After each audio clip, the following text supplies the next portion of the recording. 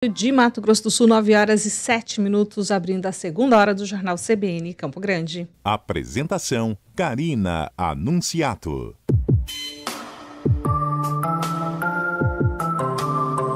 CBN Saúde. Oferecimento Sabin. Cuidado completo. Viver é uma arte. Cuidar da sua saúde também.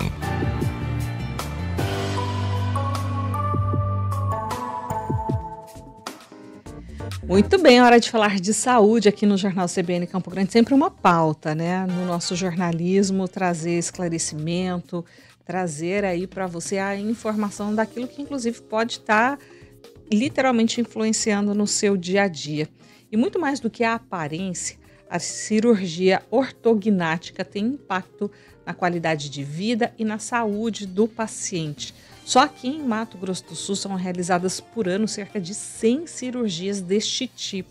Cerca de 12,5% da população tem indicação para a realização desta cirurgia. Mas você sabe que cirurgia é essa? Para a gente entender um pouco mais sobre este assunto, está aqui no estúdio conosco a cirurgiã bucomaxilofacial Juliana Moreira. Um bom dia, seja muito bem-vinda ao Jornal CBN Campo Grande.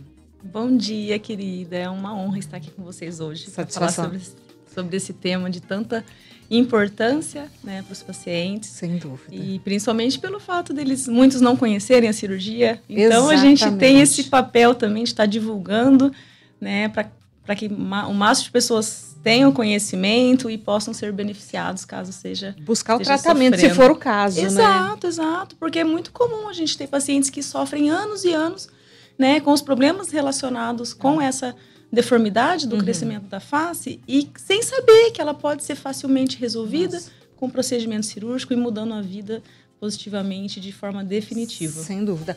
Daqui a pouquinho eu quero chegar nesse ponto, inclusive, se existe uma confusão, né, de diagnóstico, porque, enfim, a face como um todo, né, ela tem as suas complexidades e muita gente se queixa de uma série de situações, né? Será que outros diagnósticos podem, inclusive, ser confundidos com essa anomalia na mandíbula? Mas vamos aos poucos. Vamos entender primeiro o que é a cirurgia ortognática. Então, vamos lá. A cirurgia ortognática, ela é um tratamento cirúrgico, né, para a gente alterar a posição dos maxilares. Então, é da maxila e da mandíbula, que são os principais ossos da face, onde estão inseridos os dentes, que são responsáveis pela mastigação, que são responsáveis pela nossa fala, e tem um papel importante, inclusive, na respiração. Então, tem muitos pacientes que evoluem com uma deformidade, que a gente fala, é uma alteração do crescimento.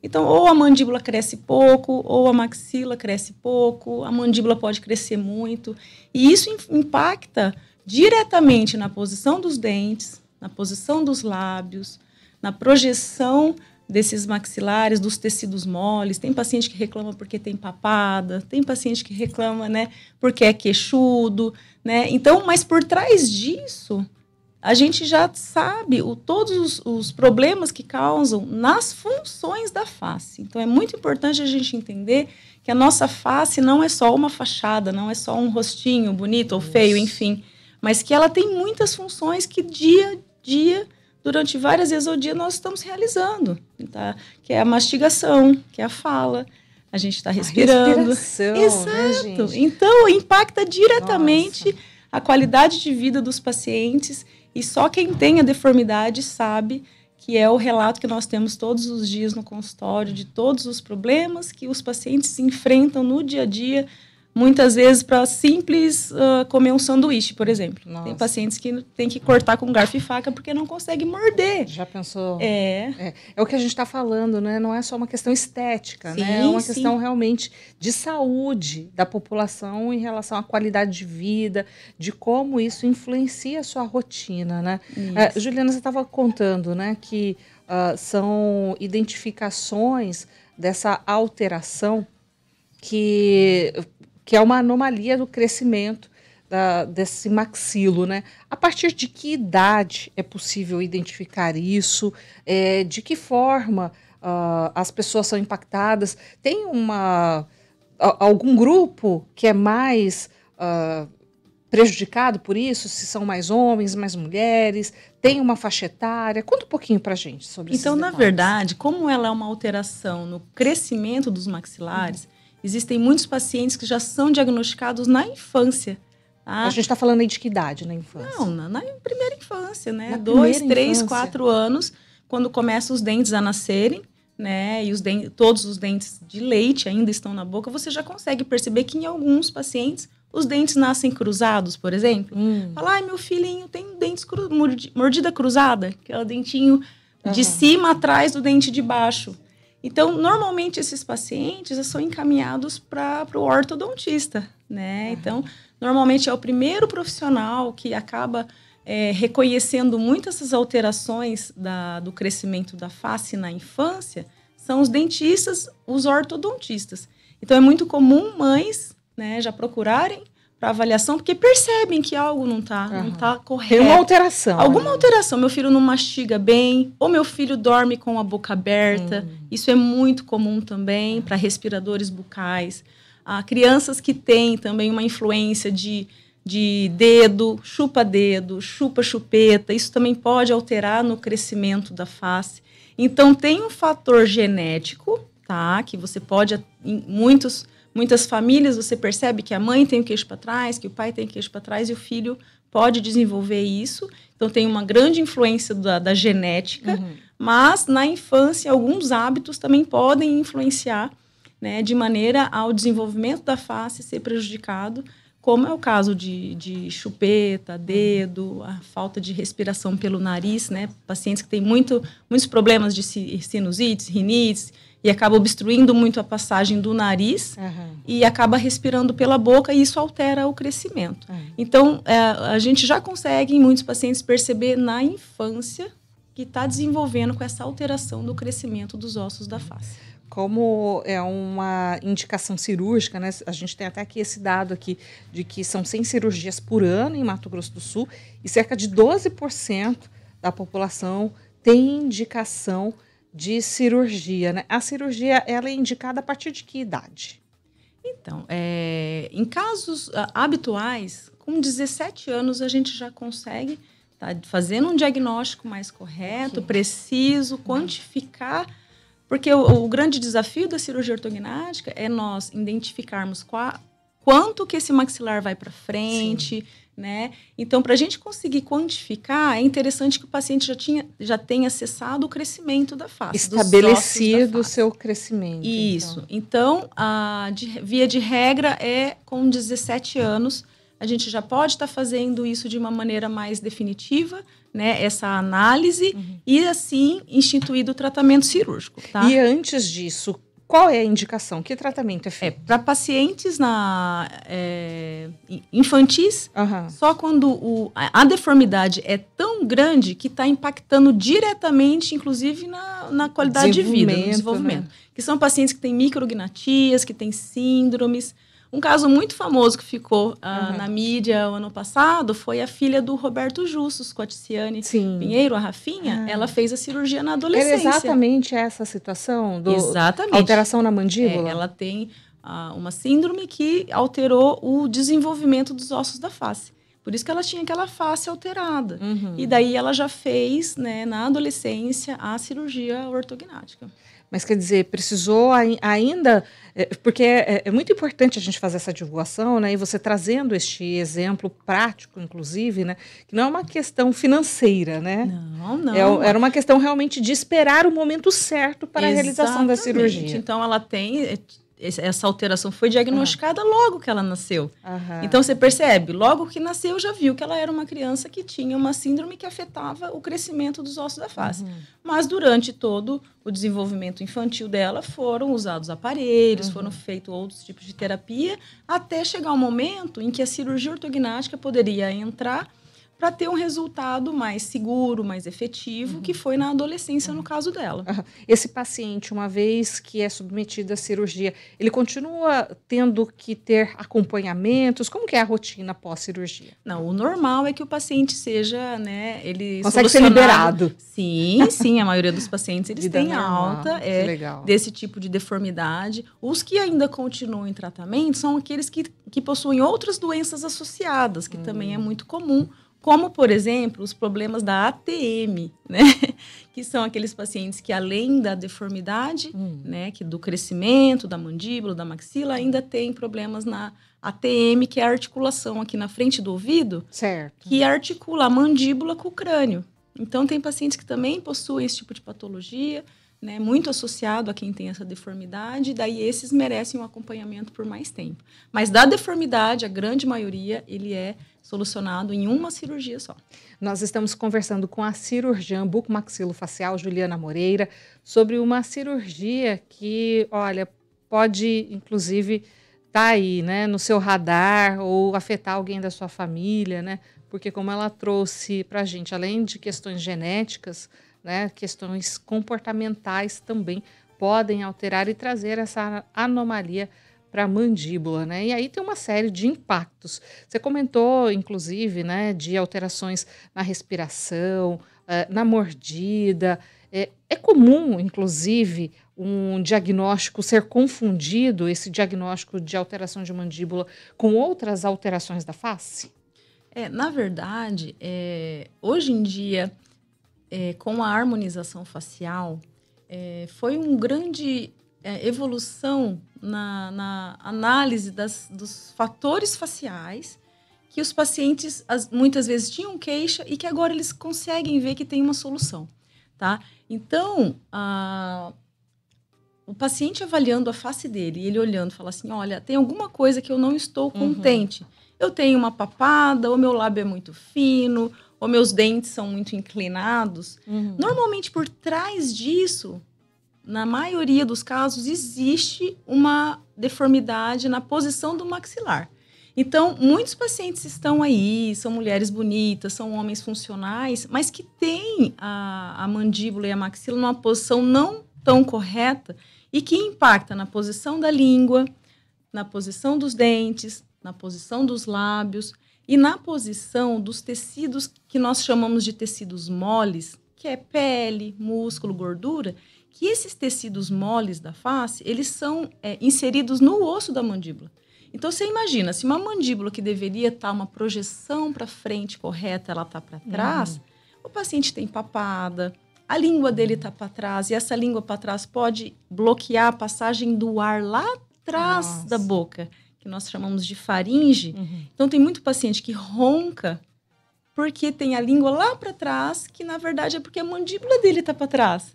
E quando a gente reposiciona essa mandíbula para frente, o ronco do paciente melhora, a respiração do paciente melhora.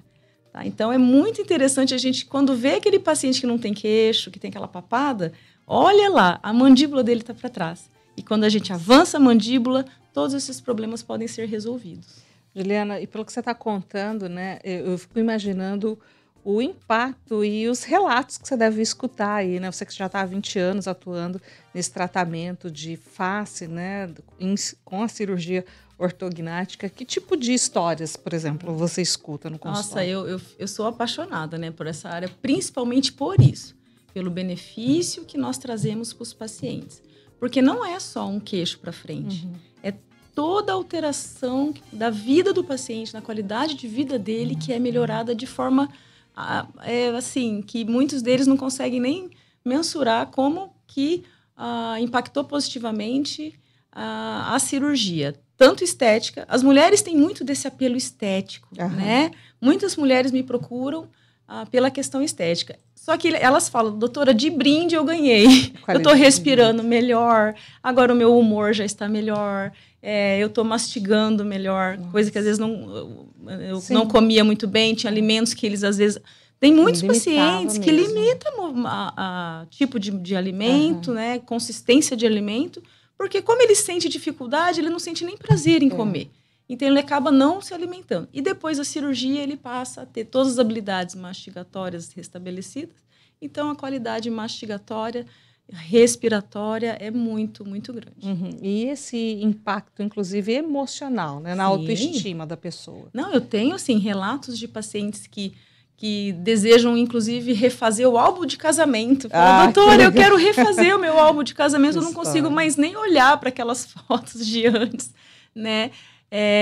Outros pacientes que são atletas, que às vezes têm dificuldade até de rendimento no esporte, e que melhora a respiração, e daí melhora o rendimento no esporte. Adolescentes que tiveram muitos problemas de alterações do sono, com a apneia, né? Imagina se não conseguir respirar à noite. Então, são adolescentes, às vezes, que não conseguem dormir, que têm baixo rendimento escolar, que a autoestima está lá embaixo, entende? Meninas que se consideram feias, faz a cirurgia, a vida dela melhora, começa a sair, começa a ter mais amigos, começa a respirar melhor, ter um rendimento melhor na escola, na faculdade. Isso são relatos, assim, diariamente a gente escuta no consultório. Bom, e para não ter erro no diagnóstico, tem que procurar um profissional especializado. Sim, sim. Essa é a nossa função. Eu acho que é divulgar essa cirurgia para que qualquer paciente que tenha uma insatisfação estética da face, que tem um tipo de alteração respiratória, principalmente à noite, que a gente chama de apneia obstrutiva do sono, é quando o paciente para de respirar durante a noite. Então, o momento onde ele deveria estar relaxando e recuperando para o próximo dia, ele fica lutando para conseguir respirar. E esse impacto na qualidade de vida do paciente é muito grande. Então, se o paciente tem ronco, se o paciente acorda durante a noite com aquele falta de ar, né, que não consegue respirar, é interessante procurar um profissional, porque nós solicitamos um exame que chama polissonografia. E esse exame vai quantificar quantas vezes o paciente para de respirar durante a noite, quanto que o oxigênio do sangue dele realmente reduz, para ele conseguir entender a necessidade da cirurgia e o impacto que essa patologia, se não for tratada, vai causar na vida dele, tá? A gente está falando aqui com a Juliana Moreira, ela que é cirurgiã bucomaxilofacial, sobre a cirurgia ortognática. Juliana, muita gente que de repente já conseguiu identificar que realmente é uma alteração no maxilo, já busca direto, então, o cirurgião bucomaxilo para tentar solucionar a sua insatisfação, né, o seu problema aí de alteração.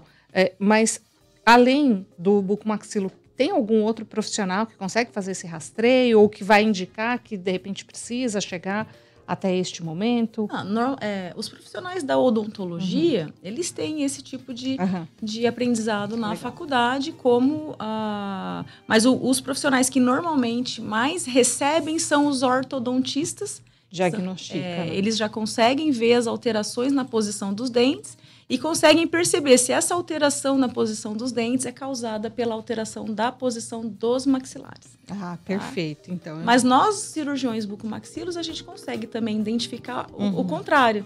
Se o paciente precisa da cirurgia e também precisa usar aparelho ou outros tipos de tratamentos adicionais. Então é isso, gente. Recado importantíssimo.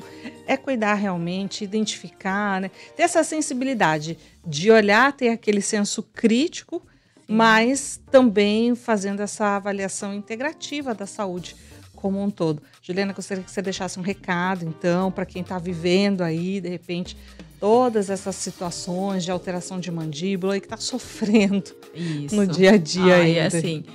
Eu me toco muito com cada relato de cada paciente, porque cada um realmente traz uma história e quando eles começam a falar, eu já consigo identificar, olha, nisso aqui eu posso te ajudar muito, e eu fico muito feliz de poder, né, tá estudando e praticando esse tipo de cirurgia para melhorar a qualidade de vida dos pacientes, porque realmente a vida deles melhora abruptamente.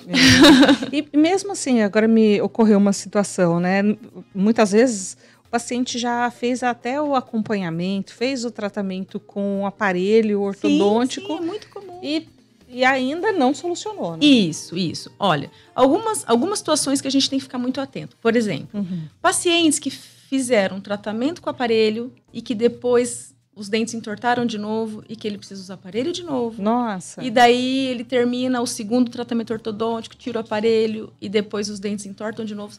Isso é um grande sinal de que só o aparelho não vai te ajudar e que a cirurgia ortognática muitas vezes atua aí de forma definitiva. Porque um tratamento de aparelho, um tratamento ortodôntico, ele deve ser, em uma abordagem, posicionar os dentes e ele ter estabilidade.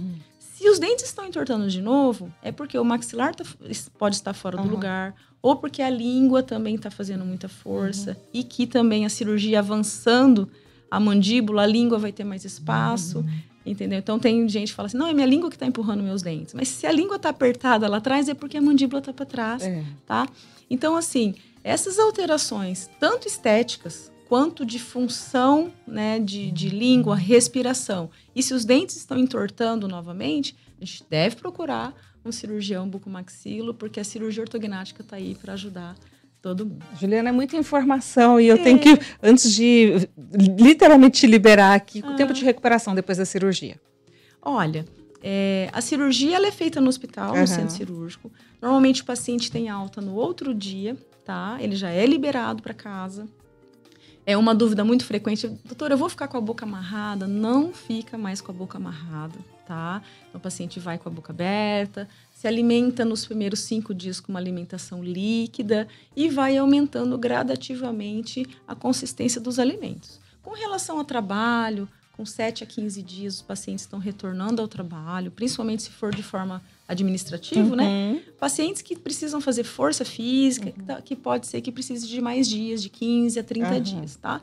Mas é uma cirurgia que, lembre-se, é só na boca, o resto do corpo tá tudo ok. Então, eles vão voltando realmente à atividade muito precocemente. Só com a alimentação, que a gente vai gradativamente aumentando, por volta de 30 dias, o paciente já está se alimentando com a maioria dos alimentos de uma dieta normal. Perfeito. Olha, eu quero agradecer demais a sua gentileza de atender aqui o convite da Rádio CBN Campo Grande. Para falar sobre essa cirurgia, vocês podem me chamar sempre. Muito obrigada, viu? Parabéns pelo trabalho. Obrigada. Um bom dia. A gente vai fazer uma pausa, hora do intervalo, para as notícias nacionais e na sequência a gente volta com mais destaques de Mato Grosso do Sul para você. Até já.